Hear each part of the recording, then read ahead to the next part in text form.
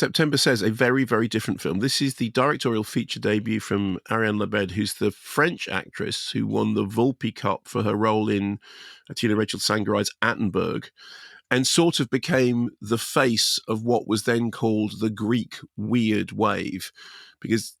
So basically that film was co-produced by Yorgos Lanthimos, to whom Ariane Labed has been married since 2013. And this film has something of the strangeness of the early Lanthimos films, like Dogtooth, which we've talked about before here. And she was in Alps and Lobster, and most recently, she's the adult Sophia in The Brutalist. So this is, that character from The Brutalist. This is the writer and director of this film. So this is adapted from a novel called Sisters by Booker shortlisted author Daisy Johnson. I haven't read the novel, and honestly, having seen the film, I struggle to imagine what the novel must be like, because the film is so much a film.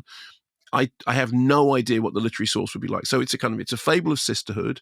It's got British and Irish producers, and it has some trappings that take it into the area of genre cinema. In fact, the writer-director said, well, you could call it genre, although I'm not entirely sure what that means. But very early on, there's a classroom scene in which we hear a reading from Shirley Jackson's The Haunting of Hill House, which, as you will know, is one of the favourite novels of Stephen King, and it inspired The Shining, and there is a visual reference to The Shining in the film. So there come some sort of genre nods early on. So two sisters, September and July, played by Pascal Can and Mia Terea. They are teen sisters.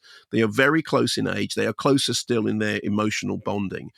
They live with their mother, Sheila, who is a photographic artist who gets them to pose in these weird kind of Diane Arbus-like pictures, one of which is a visual quote from The Shining. So it's a weird life, and they are strange kids, and as a result of this, they're bullied at school. But they're locked in this kind of codependent private world. At times, I was thinking about The Silent Twins. There was a film about the Silent Twins, June and Jennifer Gibbons, a while ago that we talked about. So they mimic each other. They do what each other does. But when September says, then July has to do something that September says she has to do. And at one point, as a result of their behavior, they get themselves effectively thrown out of school. They wind up on a beach, which appears to be an island, although the location of all of this is always very strange. After breaking into their grandmother's house where she isn't there, it's empty. And here, on the beach, they meet a boy. Here's a clip. Hello. My name's John. September. July. Are you from around here? I've never seen you before. You've just moved in? Cool. Are you the people at the settle house? Yes. Oh, yeah? Yes. Oh. We're having a little party tonight.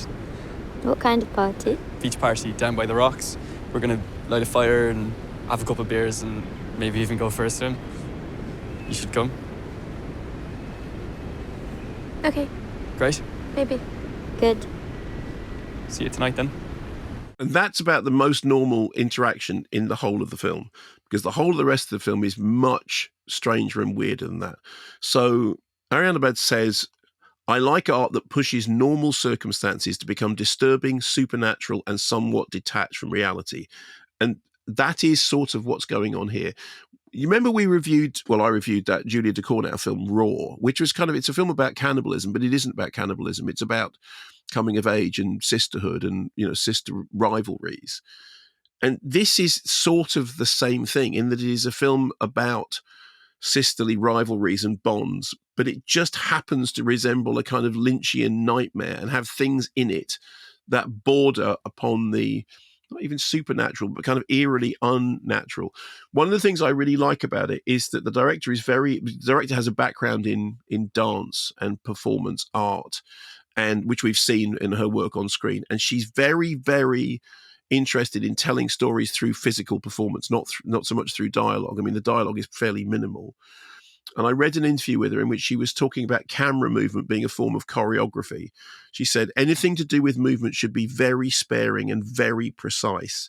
And I've talked so many times on this program about how the visual storytelling is so much to do with the movement of bodies on screen, but also the movement of the camera itself. This is shot on, I think they use 16 and 35 mil.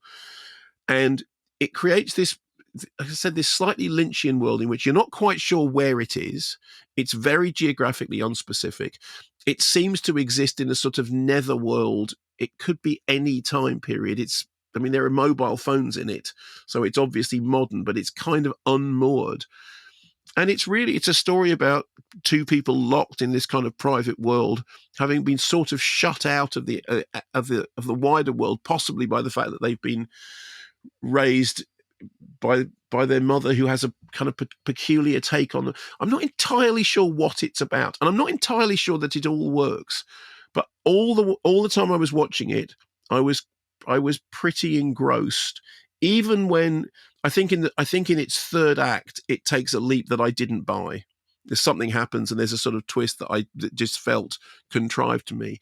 But for a good 2/3 of it, I thought it was really decent. And certainly as an indication of we will see better work from this writer director in the future, because there is a lot of promise in here, a lot of promise as a feature director.